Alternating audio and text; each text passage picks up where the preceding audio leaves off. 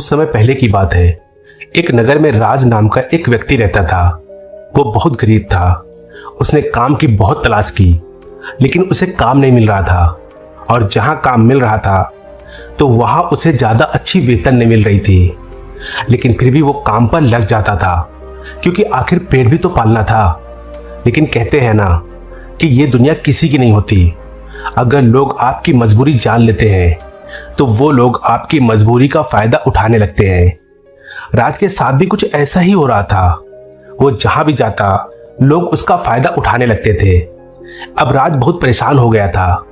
उसे कुछ समझ नहीं आ रहा था कि अब वो क्या करे। तभी एक दिन राज के बचपन का मित्र कुछ समय के लिए गांव आया था।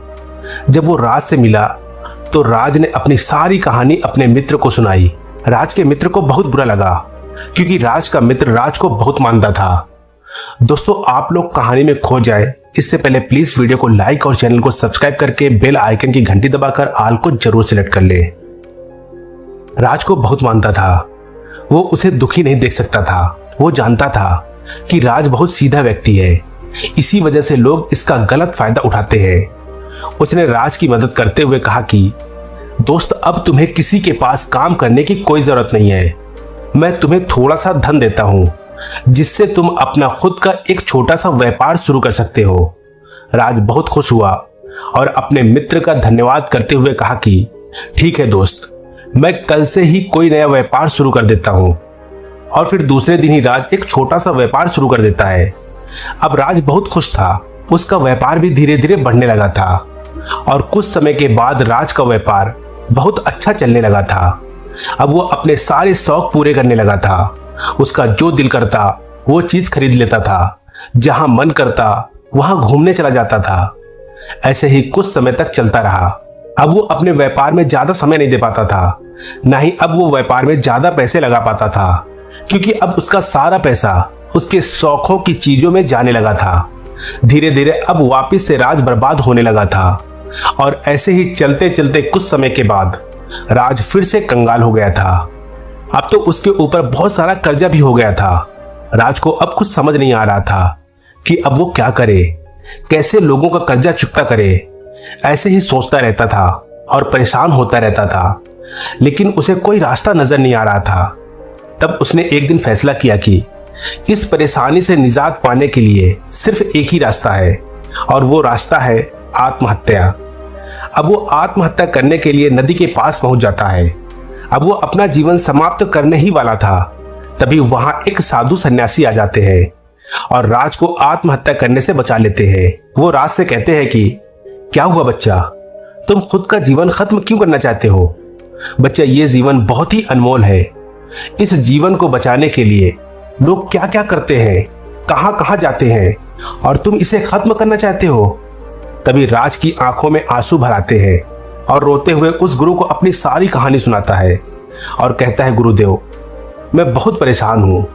मेरे तो कुछ समझ नहीं आ रहा कि मैं क्या करूं। भला कोई क्यों मरना चाहेगा, लेकिन मेरे सामने कोई रास्ता ही नजर नहीं आ रहा। इसलिए मैं आत्महत्या करने की सोच रहा हूं। तब वो गुरु कहते हैं कि बच्चा, परेशान मत हो, ये जीवन है और जीवन का यही दस्तूर है। कभी खुशी तो कभी गम आते रहते हैं। तुम्हें इनसे लड़ना है, इनका सामना करना है, ना कि इन मुसीबतों से हार कर अपने आप को खत्म कर देना है। एक ताकतवर और बुद्धिमान इंसान वही होता है जो इन मुसीबतों से लड़ता है, इनका सामना करता है और फिर इन्हें हराकर आगे निकल जाता है। बच्चा, जो तुम करने जा रहे हो ना, ये तो कायर, डरपोक और कमजोर लोग करते हैं। तुम अपने आप को संभालो और आगे बढ़ो। तब राज कहता है कि हे गुरुदेव, लेकिन मेरे मन में एक बात खटक रही है।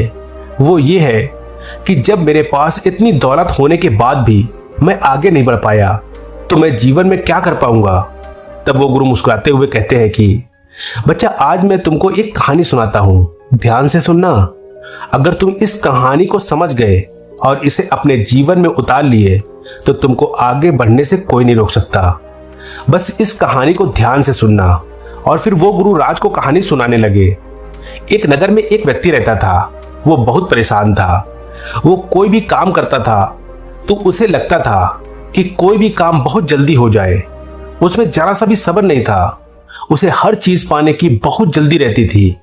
इसी वजह से वो कहीं भी सफल नहीं हो पाता था और दिन प्रतिदिन और भी परेशान होता जा रहा था। तभी उसके एक मित्र ने उसे एक गुरु के बारे में बताया। उसने बताया कि उस गुरु के पास सारी समस्याओं का समाधान रहता है। जो भी उनके पास जाता है वो वहां से खाली नहीं आता, अपनी समस्याओं का समाधान लेकर ही आता है।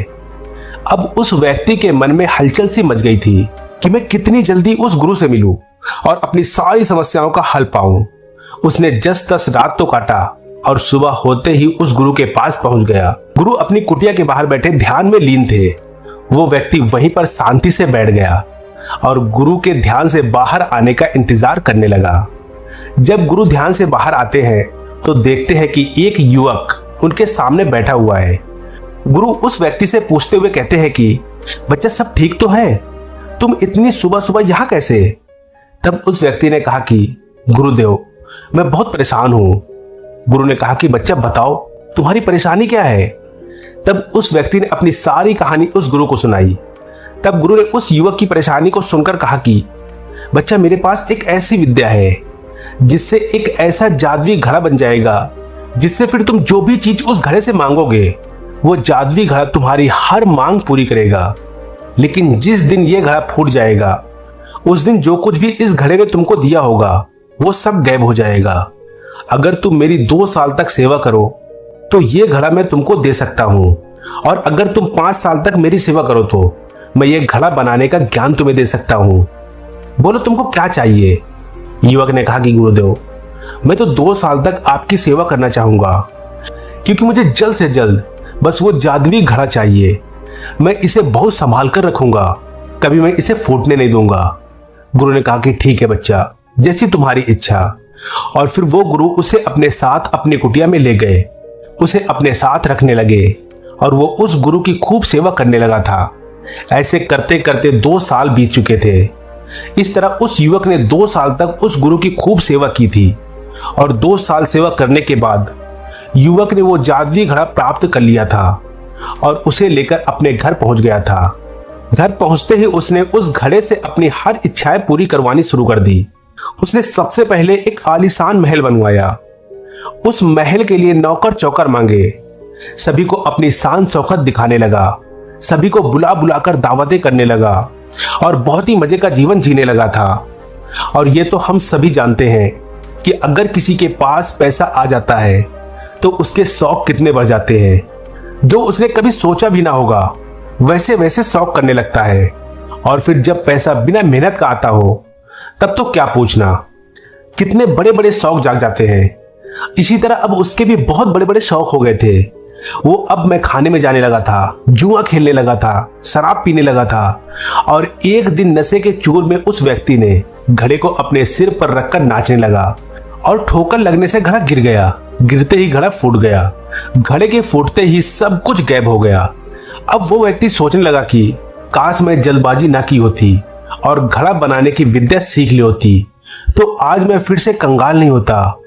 एक बात कहते हैं ना कि चिड़िया चुन गई सारा खेत, अब पछताकर क्या फायदा, जो होना था वो तो हो गया। तब गुरु राज से कहते हैं कि तो बताओ बच्चा, तुम इस कहानी से क्या सीखे हो? राज ने कहा कि गुरुदेव, इस कहानी से मैं ये सीखा हूं कि जो मैंने गलती की है, यानी कि जब मेरे पास पैसा नहीं था तो मुझे मदद तो मिली, लेकिन जब मेरे पास पैसा आने लगा तो मैं उस माया के जाल में फंस गया। मैं पैसे को पैसा नहीं समझा, मैं उसे फालतू की जगहों में खर्च करने लगा। मैं अपने पुराने दिन भूल गया था, मुझे उसका ही नतीजा मिला है। तब गुरु कहते हैं कि बिल्कुल सही समझे बच्चा। देखो बच्चा, आज मैं तुमको कुछ तरीके और कुछ सीख दूंगा जिससे तुम एक बार फिर से अपना एक नया व्यापार शुरू कर सकोगे। और अगर जो तरीके मैं तुम्हें बताने वाला हूं उन तरीके को समझ लेते हो और अपने जीवन में उन्हें उतार लेते हो तो तुम अमीर भी हो जाओगे और फिर जल्दी कभी गरीब भी नहीं होगे। जो मैं तुम्हें बताने जा रहा हूं उसे बड़े ध्यान से सुनना और अपने दिमाग में बैठा लेना। बच्चा, ये 5 सीख, ये 5 तरीके अपने दिमाग में अच्छे से बैठा लेना। बच्चा, उन 5 सीखों में से पहली सीख ये है कि हमें कभी भी अपने पुराने दिन नहीं भूलने चाहिए। अक्सर लोग यही गलती करते हैं कि जब उनके पास पैसा आने लगता है तो वो लोग अपने पुराने दिन भूल जाते हैं उससे उनका ही नुकसान होता है। अगर वो अपने पुराने दिन को याद करते हैं तो वो लोग पैसे की अहमियत को समझते हैं।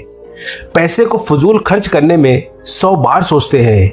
ये बात अच्छे से अपने दिमाग में बैठा लो कि वक्त एक जैसा कभी नहीं रहता। ये समय का चक्का है, चलता ही रहता है। बच्चा, उन 5 तरीकों में से दूसरा तरीका ये है कि अगर आपके पास पैसे नहीं है कुछ व्यापार करने के लिए तो थोड़ा धैर्य के साथ काम करो।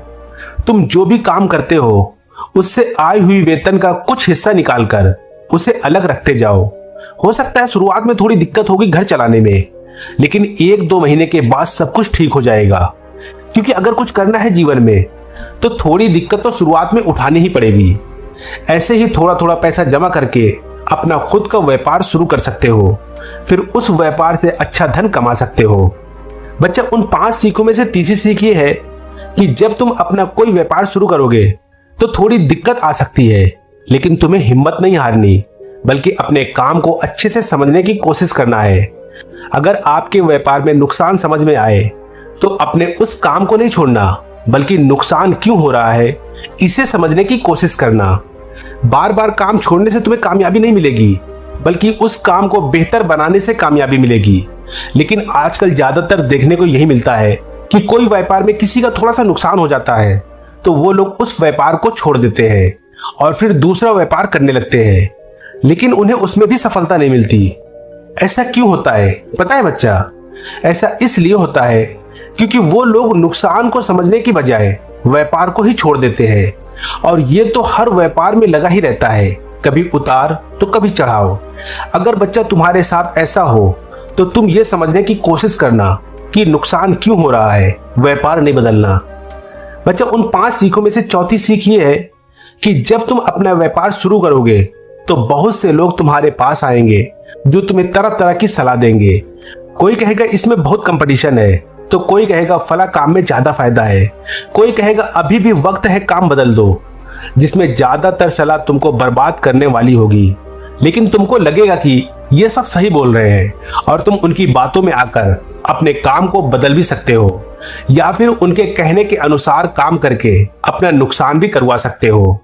क्योंकि इस दुनिया में बस चंद लोग ही ये चाहते हैं कि तुम सफल हो जाओ, बाकी के ज्यादातर लोग तुमको असफल देखना चाहते हैं।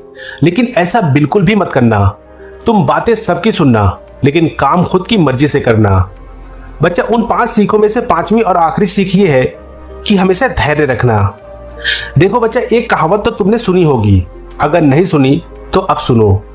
कहते हैं कि भिखारी को हमेशा जल्दी चाहिए और उतनी ही जल्दी उसे खत्म कर देता है। एक मजदूर को शाम होते होते उसकी दिहाड़ी चाहिए, उसका पैसा दूसरे दिन ही खत्म हो जाता है। एक नौकर को यानी नौकरी करने वाले को महीने में वेतन चाहिए और उसका पैसा महीना खत्म होते होते समाप्त हो जाता है। लेकिन एक व्यापारी यानी कि बिजनेसमैन 5 सालों तक इंतजार करता है और 5 सालों के बाद जब उसके पास पैसा आने का जरिया बन जाता है तो उसका पैसा कई पीढ़ी दर पीढ़ी चलता रहता है। जैसा तुमने अभी इस कहानी में सुना है, अगर वो 5 साल तक उस गुरु की सेवा किया होता तो उसे घड़ा बनाने का ज्ञान प्राप्त हो जाता और फिर वो कभी भी गरीब नहीं होता। इस बात को तुम खुद से भी समझ सकते हो। अगर तुम थोड़ा सब्र कर लेते, पैसे की अहमियत को समझ लेते, पैसे को आने का एक मजबूत जरिया बना लेते, तो तुम वापस से गरीब नहीं होते। मैं ये नहीं कहता कि तुम अपने शौक पूरे ना करो, लेकिन शौक पूरे तब करो जब तुम्हारे पास पैसा आने का एक मजबूत जरिया बन जाए। शौक को पूरा करने से काम पर तुम्हारे कोई फर्क ना पड़े, जैसा ज्यादा खर्च भी हो जाए तो भी तुम्हें खास फर्क ना पड़े। फिर गुरु कहते हैं कि बच्चा, ऊपर वाला हमेशा हमें 2 रास्तों पर रखता है, एक जो बहुत ही आसान और जल्दी वाला होता है, दूसरा जो थोड़ा मुश्किल और लंबे समय वाला होता है। तब ये हमें सोचना होता है कि हम किस रास्ते पर चले।